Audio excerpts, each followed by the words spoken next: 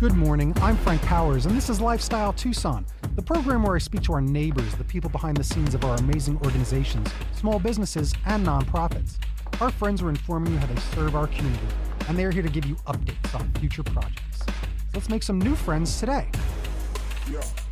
All right, I didn't have time to write down an intro like I usually do, but I'm pretty quick on my feet, and if I get stuck, I'll just make something up. How hard can it be? My next guest this week is, what's the word? What's a good word? Don't tell me I'll get it before this gets awkward. Blast it! Improv is hard. Luckily, my guest this week is from Tucson's only volunteer-led 501c3 nonprofit improv comedy theater, Unscrewed Theater.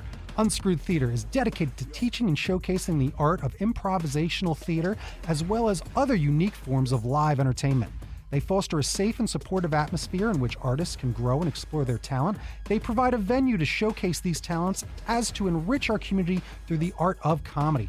And they've been doing that for 10 hilarious years. So we're here to celebrate comedy, comedians, comediennes, and improv, because today I'm fortunate enough to speak with Chris Seidman, founder of Unscrewed Theater. Chris, welcome to Lifestyle Tucson. Well, thank you, Frank. That is quite an introduction. And I have to let you know, I love hearing our mission statement come out of your mouth. You deliver it beautifully. Not too bad. One take, too. Yeah, absolutely. I always tell people when I'm reading the things, I get a little tongue-tied. Not this time. Yeah, that was good. Smooth. I'm so excited to have you on here. Let's become best friends. Let's talk about... like we're not already. I know, right? I am your BFF, your best Frank forever. That is right. You are my best Frank. I've loved everything you do. I've been involved with Unscrewed Theater in the past. I've done stuff there. I've done stuff with you abroad at various other things. I don't know if you remember the 86,402nd 10 West Telethon. I do remember that was at the Hotel McCoy. Yes. I was super proud of that. I helped them put on like a 24-hour comedy marathon, and I was in charge of the 6 hours of children's entertainment. That when it was all said and done, the faces that showed up to that event and the amount of fun that we put on for 6 straight hours of nonstop, different styles of comedy, improv comedy, performance, comedians, all for kids, puppets, and a lot of fun stuff. And I hosted it. And again, it was fun. Made up a lot of the stuff I was doing at the time and really had a good time doing it. Yeah, absolutely. That was the epitome of improvisation. Kind of. Because you had a structure for it. You kind of knew what was going on. But then everything kind of just fell into place, or it didn't. And whatever happened, you worked around it. You moved forward and just kept things going. That's kind of the trick that I find in performance and the stuff is that a lot of times people don't know what's going to go wrong. So don't worry about it, because they say this in wrestling. When it's live, nothing can go wrong. Because sometimes the funniest thing that goes wrong on Saturday Night Live is a blooper. It's when Michael Keaton's wig falls off. Absolutely. Right? Absolutely. You'd never know what is going to be a quote-unquote mistake, because when it comes down to it, there really are no mistakes. It's how you deal with those things. Let's talk about the real thing that we're here to do. And my first question is really, what is improv? Let's help these people understand what improv is. What is improv? Wow. Okay, so the way that I describe improv, the distilled definition that I have is improv is unscripted theater. Okay. And essentially that's what it is. That's what we do at Unscrewed Theater. That's what we have done for the last 10 years. And then even before we had the theater, that is what our founding house team, Not Burnt Out, Just Unscrewed, has been doing since 2002. It is unscripted, unplanned, unprepared, unrehearsed. If you've ever seen the TV show Whose Line Is It Anyway, you have a very good idea of what Not Burnt Out, Just Unscrewed has been doing for the last 22 years. Short form improv, it's very quick scenes, very interactive. We need to get suggestions from the audience to provide the inspiration for these games. And so since we have an idea of the structure of these games, everything else is happening in the moment. We, as the performers, are making discoveries, and we are discovering these things the same time as the audience is. So it is a communal experience. It really is the definition of community theater. It is so fun to watch again, like we're talking about wrestling. Watching great wrestling's great. Watching bad wrestling's brutal. True. Right? Same And for same improv. thing with improv, right? Yeah. Because great improv is the funniest thing that you can ever see. It Yes. just is. And Whose Line Is It Anyway, as you mentioned, is often the definition for how we describe improv, because that show was one of the funniest shows, and even every version of it, whether it's live, they still travel different versions of the cast, Yep. is one of the funniest things you can ever see. And my family used to watch that. I remember how much we would be holding ourselves, crying, laughing, my entire family, watching Whose Line Is It Anyway? Because it's so fun. And when it hits hard. And the same thing has happened at Unscrewed Theater. When some of these comedians that I know a lot of these folks that are in Unscrewed and part of your different groups and troops, when they get a running joke running, and that shows up again a little bit later in a different improv and a different thing.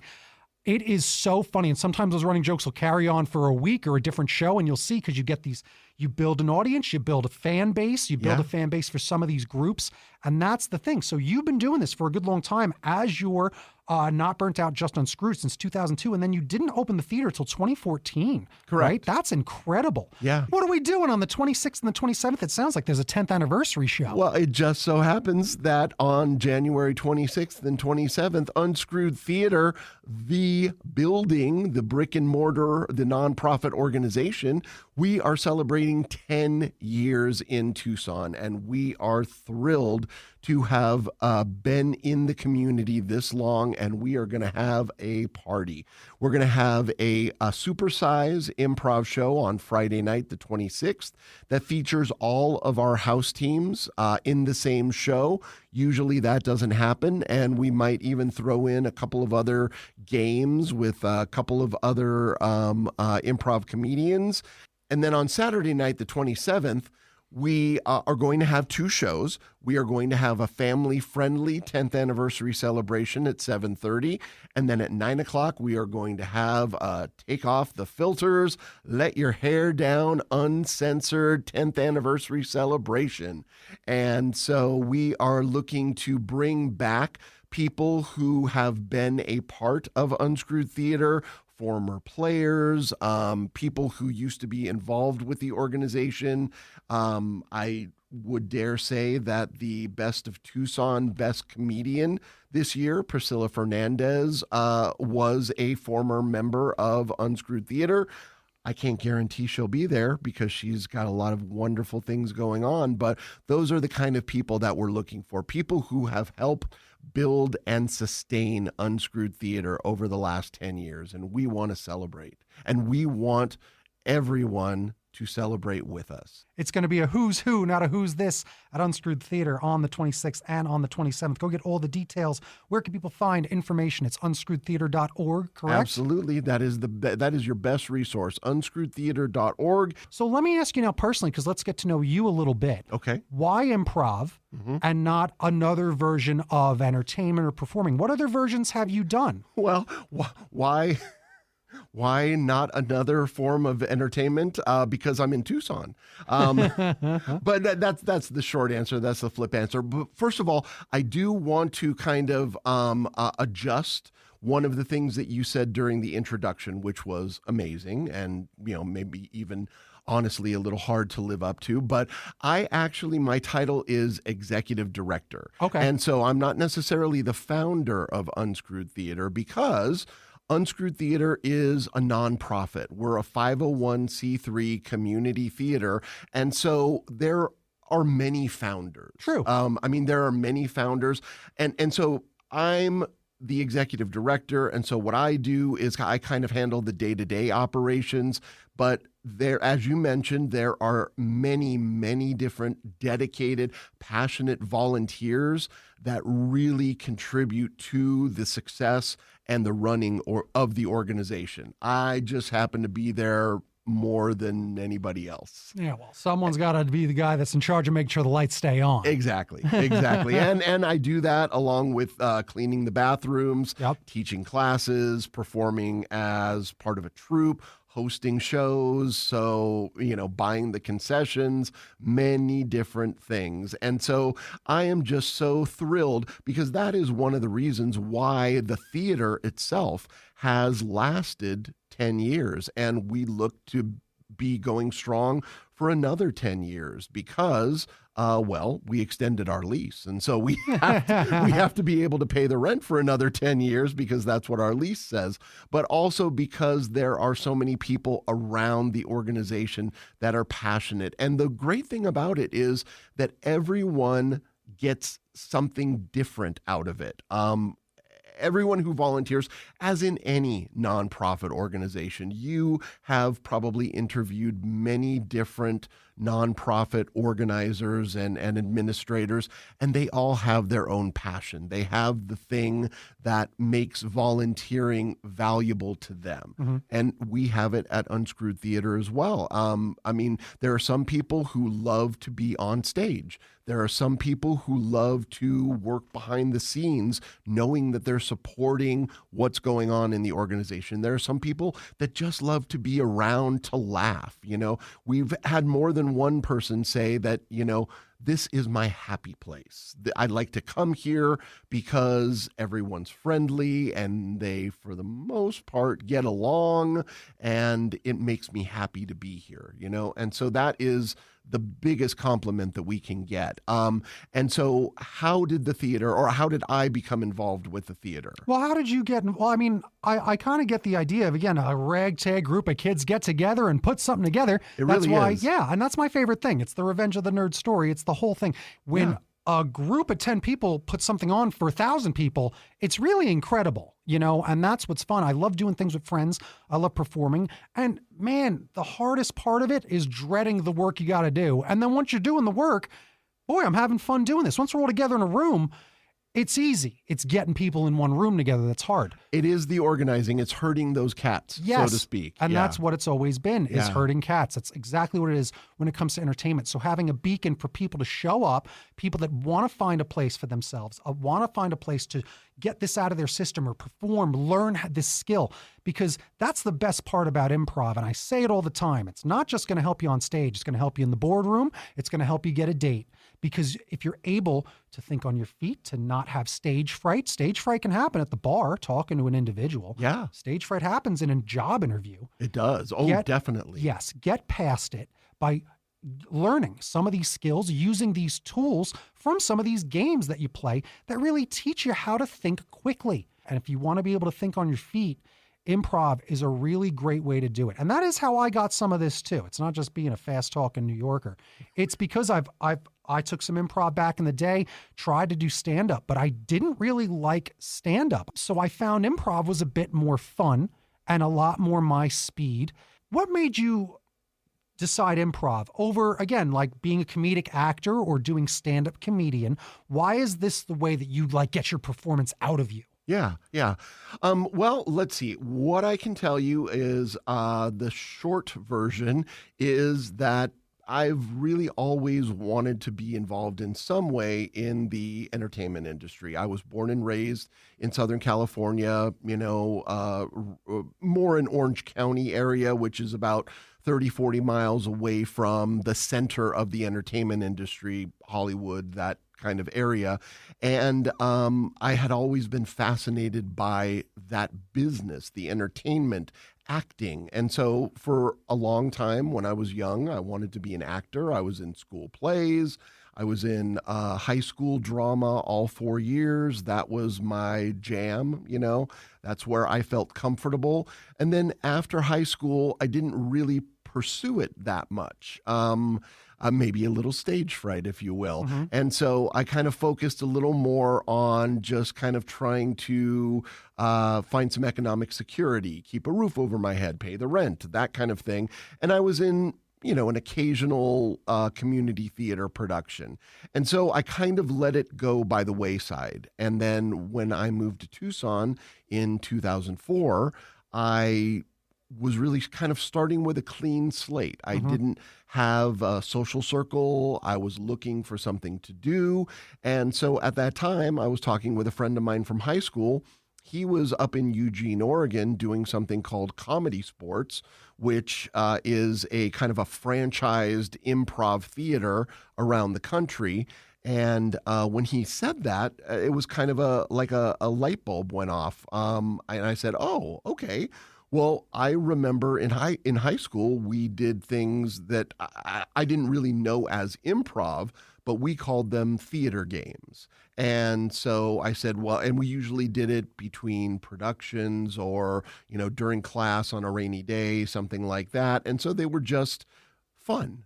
And I didn't really connect them with improv, but by 2004 and watching Whose Line Is It Anyway, I connected them and said, oh, okay, those theater games, they were a lot of fun. So maybe they have something like that here in Tucson. I'm going to take a look. And so I went to the internet and I found a group called Not Burnt Out, Just Unscrewed. I did not know anything about them, but I knew that I was going to go to a performance. And if I thought that this was something that I could contribute to or even kind of hold my own or hang with, then I would give it a shot. I would pursue it. And so I went to a show, and at that time, because there was no Unscrewed Theater, the troupe was performing in restaurants and coffee shops all over Tucson. And so that particular performance was at Uno Pizzeria. And so I went to that performance and I fell in love. I thought that it was hilarious. I thought that the spontaneity was just amazing. I couldn't believe that these people were doing this right off the top of their heads. And it was exciting. And it was something that I wanted to be a part of. And it really did just grab me. And so after the show, I went and I talked to the person who was hosting the show. And they said, well, if you're interested, then we rehearse every week. So why don't you come to a rehearsal? So the next week I went to their rehearsal and they invited me back. And they invited me back the next week and so on and so on. And this was before there was a quote unquote formal audition process. Mm-hmm. And apparently I had enough presence or whatever it was that they asked me to stick around. And that's how I became a member of Not Burnt Out, Just Unscrewed. And so at that point, the troupe had already been around for a couple of years. And so from there, we continued as a group performing in different restaurants, coffee shops, Bookman's on Speedway in Wilmot. And we did that for a number of years, just really kind of in a loose volunteer kind of way. And then there came a time where we had regular places around town that we were performing every Friday night. And so we did that consistently for about 2 years. And what we noticed was that people were coming to the shows.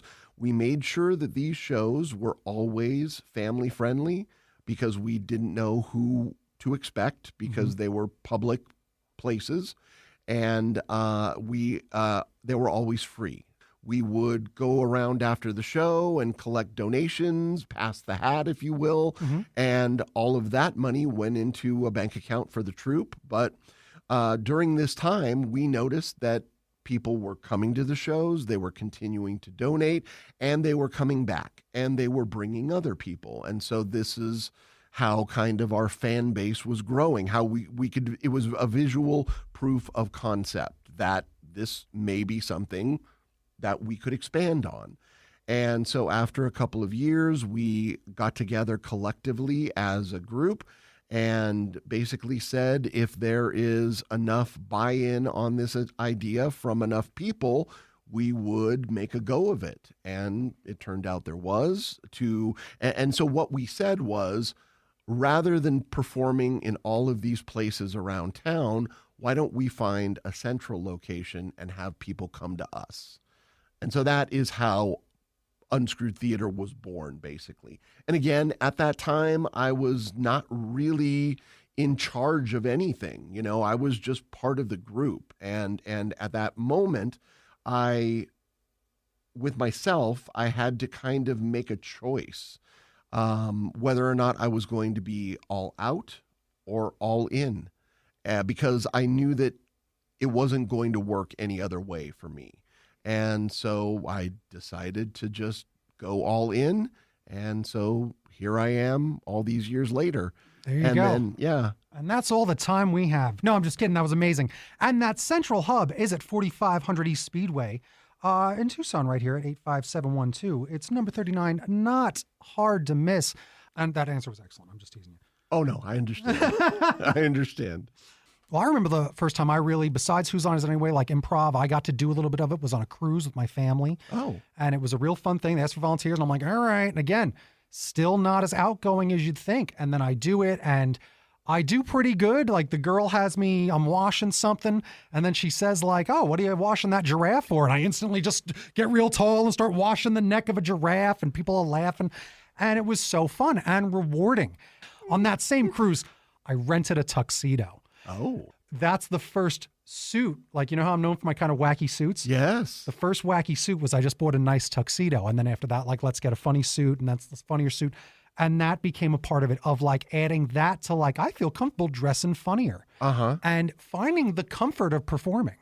Putting it on like Yes. you would a suit. Yes. Yes. And that is a part of it. I was talking last week with the Scoundrel and Scamp Theater about how I've watched my regular, normie, not performing friends, right? But I own a gorilla suit. Once those normies put on a gorilla suit, holy geez, you got a gorilla in the kitchen. There you go. They can act out. And that's the big thing. It's about acting out. You know, that's what some of this is. It's about being a little more over the top. It's freedom. Yes, and it is freedom. And the same thing happens when people put on a puppet. I've seen it. They put on a puppet and all of a sudden they turn to their girlfriend and they make I don't like the way you do this. And it's like, where did that come from? That's why they use these things in psychology. That's why they use them to get people to communicate. Yeah. Because there is a weird mask that we wear that comes off when our faces are obscured, when we actually put on a mask. Correct. When we cover up Yes. our own image. Yes. And same thing when we have a puppet. But that mask, that outfit, that performance can happen as you go out on stage and you fall into that role of, all right, today I am improv performer. I'm here to do this, and that's what I'm doing. Or today I am the MC, here to do this, here to move things along, here to make these choices for performing and to, again, put in the work. Yeah. Improv takes a lot of practice.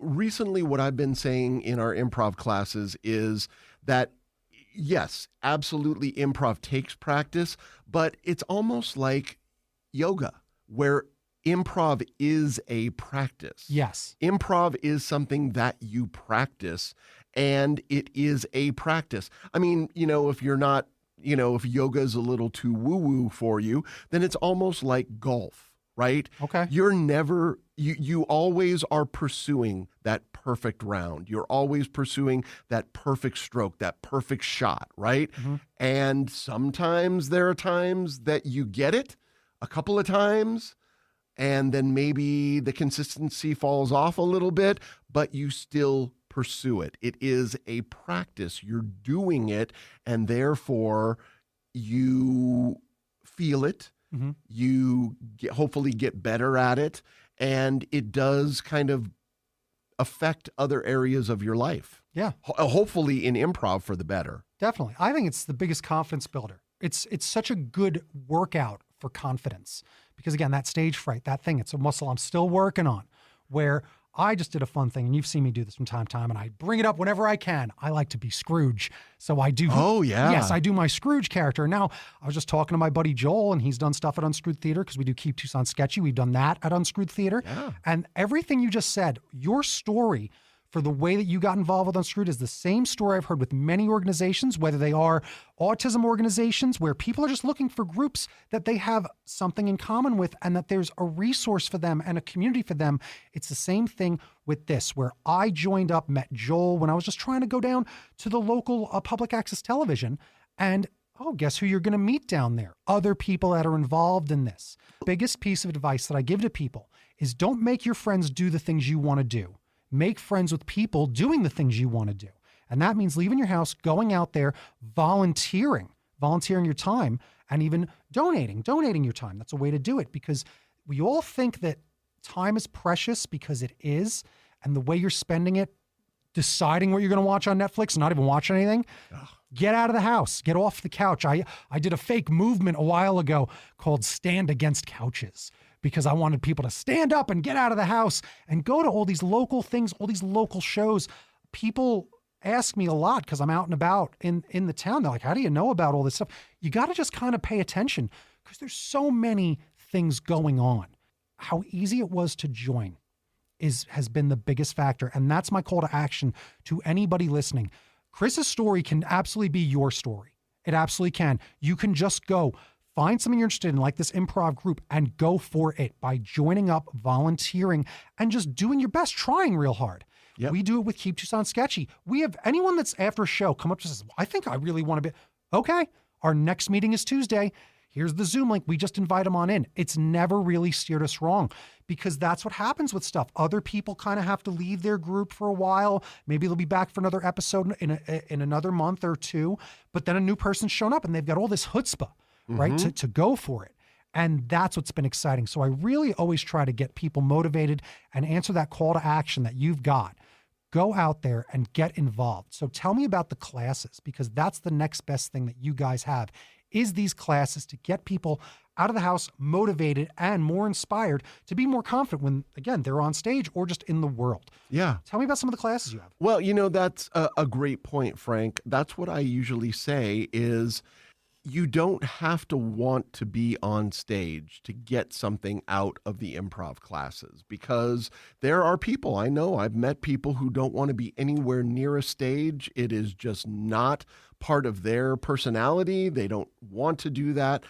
It should not be a stopping point. It should not be a deal breaker to take a class at Unscrewed Theater, because what people have found out is that the principles of improv, the things that we teach in our classes, are easily applied to your everyday life. You talked about it, business relationships, personal relationships, because we focus on things, because what we do is unscripted theater. That means that we have to be aware of different things than people who are active in traditional theater, people who have a script, who memorize lines. Those are amazing artists as well. It's just a different mindset, because we are the people who are collaborating as a group, leaning on each other, trusting each other, making each other look good.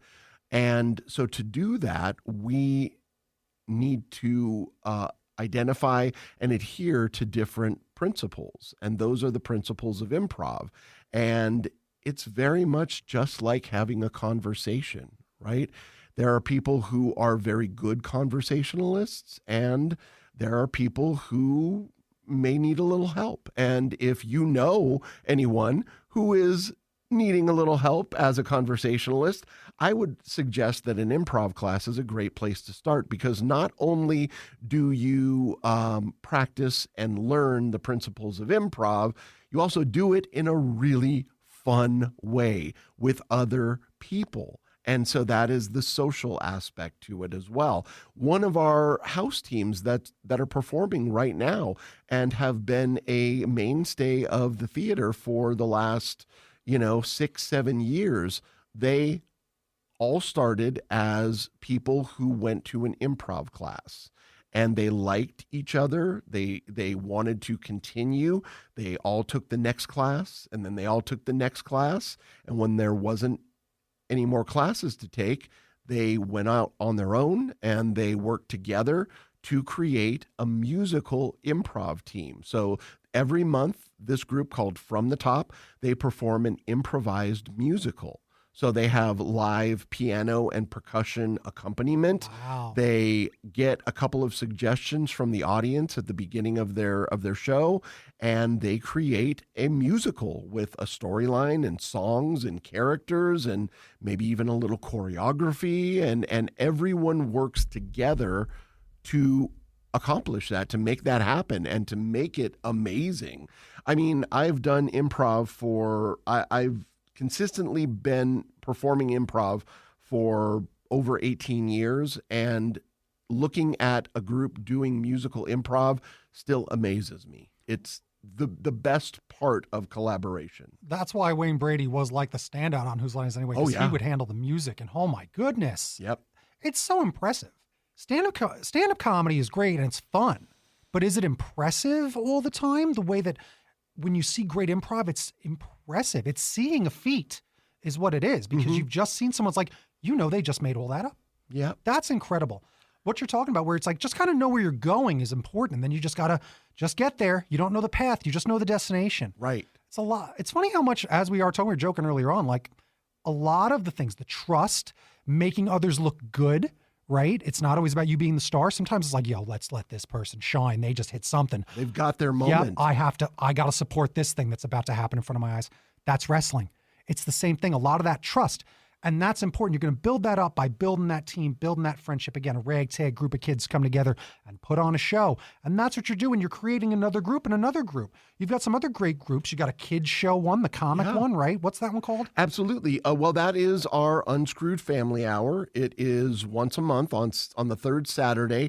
It starts at 6 p.m., so it's a little earlier than our other shows. And that is headlined by our improv house team. Their name is Comic Chaos. Love them. And what they do, you've been involved with, I think you've even been involved on stage with them. I think it was a little cameo at that event that we were talking about, but really I've only watched, I've been invited and haven't been able to like commit, but I kind of want to. Like if there was ever a thing to do, because I'm all family friendly, kids, everything. That's my whole thing.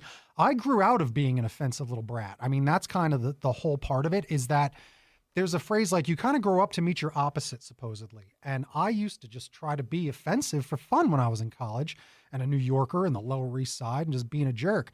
And you grow up and realize, you're really painting yourself into a corner because you think you need to use the F word a lot, and that's stupid. So when I changed everything to be family friendly, it's just more how I am, how I feel. You realize that you're broadening yourself to a much larger audience. And again, having a spot for families to go, because families just want to entertain their kids. And sometimes they just want that opportunity to laugh together as a family. Yes. And that is why our shows are family friendly. I mean, for the most part, we do have family friendly shows. In addition to Comic Chaos, who perform an issue of an improvised comic book every month, based on audience suggestions. They go out to the audience and keep getting suggestions from the families, from the kids, and incorporate those into their performance. All of our shows at 7:30 on Friday and Saturday are family friendly. We do have a couple of times a month where we do have uncensored shows. Those are at 9 p.m. Unscrewed After Dark. That's right. Well, actually, that's kind of a different thing. That's like the open micy one. Yeah, exactly. We do every quarter. We do have a show that's literally called Unscrewed After Dark, and that allows a broader range of comedy to be showcased. However, our founding house team, Not Burnt Out, Just Unscrewed, the second and fourth Saturdays of every month at 9 o'clock, they perform an uncensored improv show. So we understand that there is a need and a love for unfiltered comedy, and we want to do that as well. It is a joy. I mean, it's a joy to talk filthy on stage. I have to get it out of my system once in a while because, again, I love being family friendly and all this stuff. But one time, I did the roast battle that they do, and I just emceed it, and I was brutal. It was so fun to just curse a little bit just for one day. It might not work. If you go to an event that advertises that, then that audience is ready to hear those. Exactly. Yeah. We state that this is an uncensored show. It is for people 17 and over. And so the audience knows what they're getting into. And the performers also know, because you had a great insight earlier on. You said, you would just drop the F-bomb just to be offensive, right?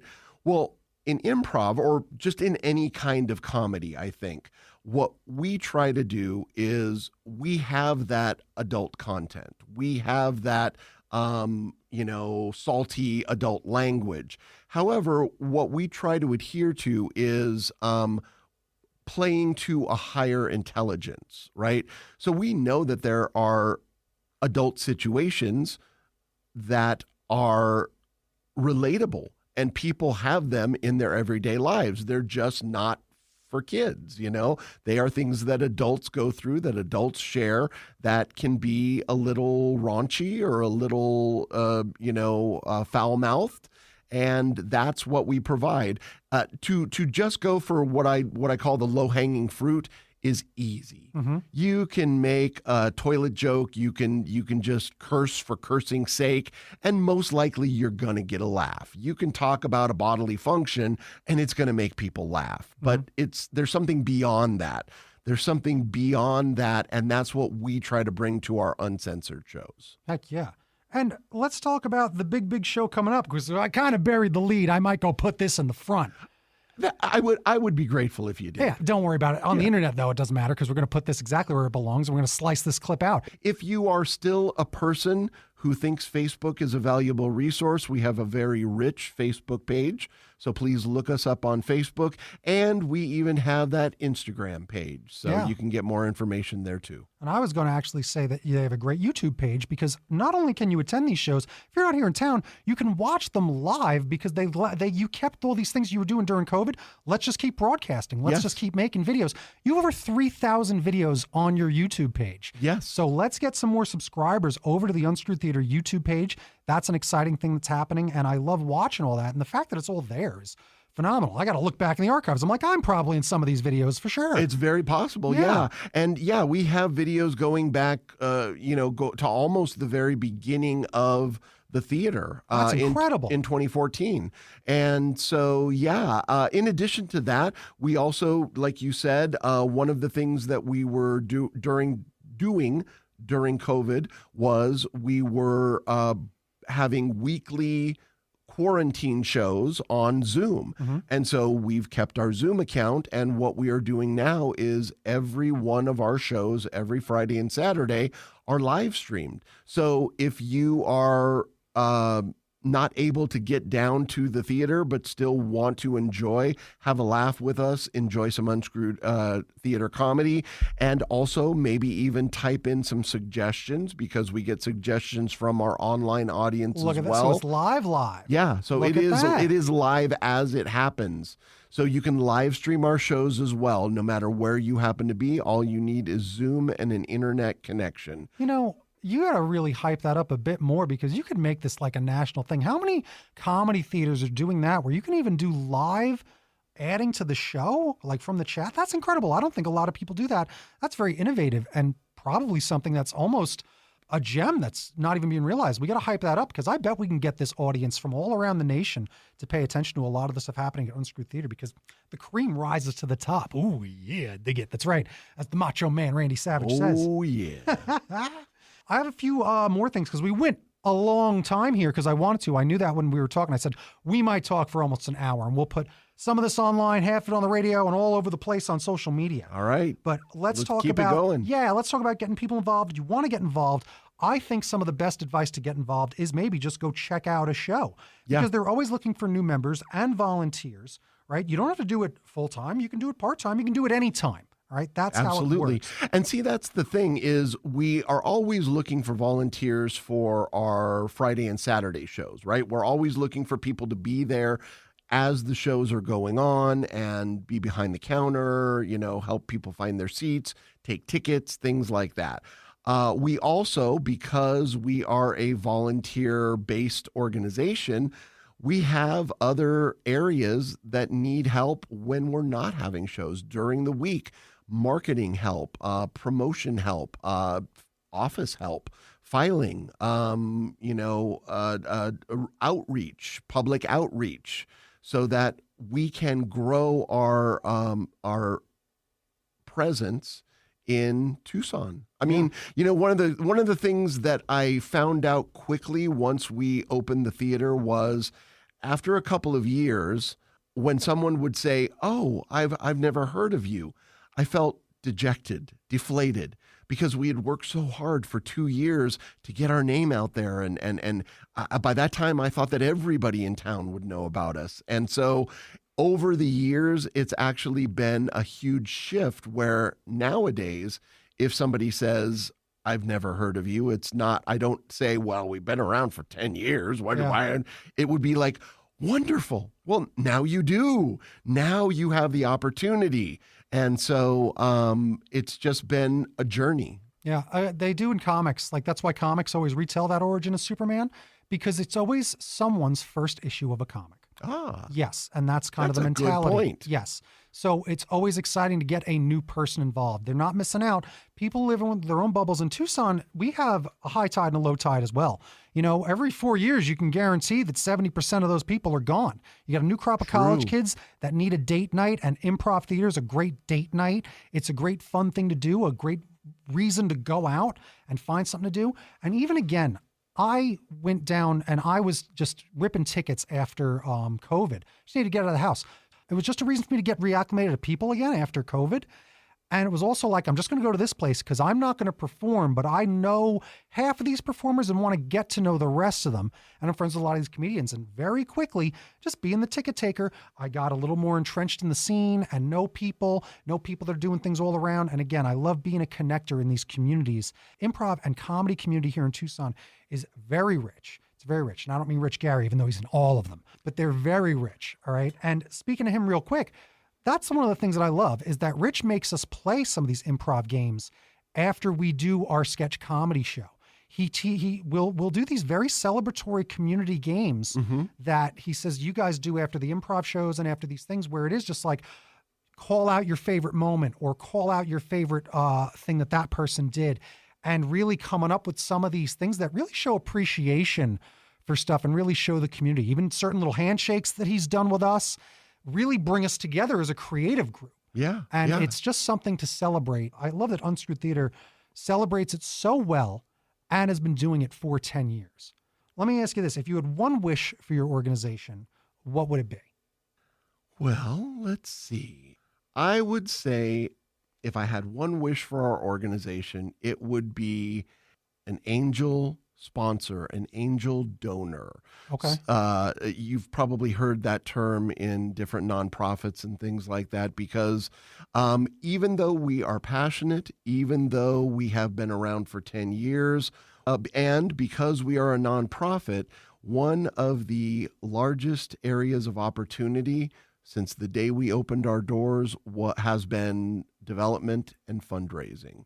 And so right now we are the Tucson home for Weight Watchers. And so if you are a member of Weight Watchers in town, you probably have already heard or found out that if you're going to go to a workshop, if you're going to go weigh in, that will be at Unscrewed Theater.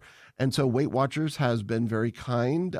They have rented the space from us at the times that we're not doing shows or events. And even the best thing about renting the private space is it's not just about renting the space. If you want to have like a party or something fun, you can rent one of the troupes, one of the comedy groups will do performances for you, right? Yes, absolutely. The great thing about improv is that it travels really well. So you can have an event at the theater, or you can ask one of our performing groups to go where you are, and we can provide that interactive, family-friendly, or uncensored comedy to your group where you are. Yep. That's why I see a lot of corporations, a lot of big companies will do this. They'll use improv as a tool for their group, as a community event, whether it's both the performance aspect of it and then getting some of you involved. Yeah. So really exciting and a great opportunity for private events as well with Unscrewed Theater. And that has really helped with our revenue. It's helped give us security. It's helped allow us to kind of explore other programs, other aspects of improv because we have that financial security. And so that would be my one wish for Unscrewed Theater is more financial security to allow us to spread our wings creatively. Well, I'll tell you what, I think that's something I could absolutely help you with, honestly, because I just know you should just do a pitch competition. And I talk to people that do that, and 501c3s get the opportunity to do pitch competitions to get funding for things like that. And all you got to do is really just take the message that you have for Unscrewed Theater and your mission statement and craft that into a 4 to 7 minute presentation with all the proof that you have over 10 years of building this brand here in town, how much it helps people, kids, the community, and lots of folks, even the elderly. A lot of people get a lot out of improv.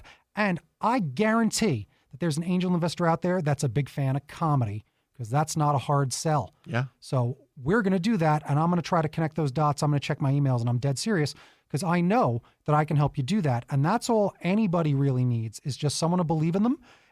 We all think YouTube and Instagram and all those followers matter the most, but it actually still is sometimes about impressing one person.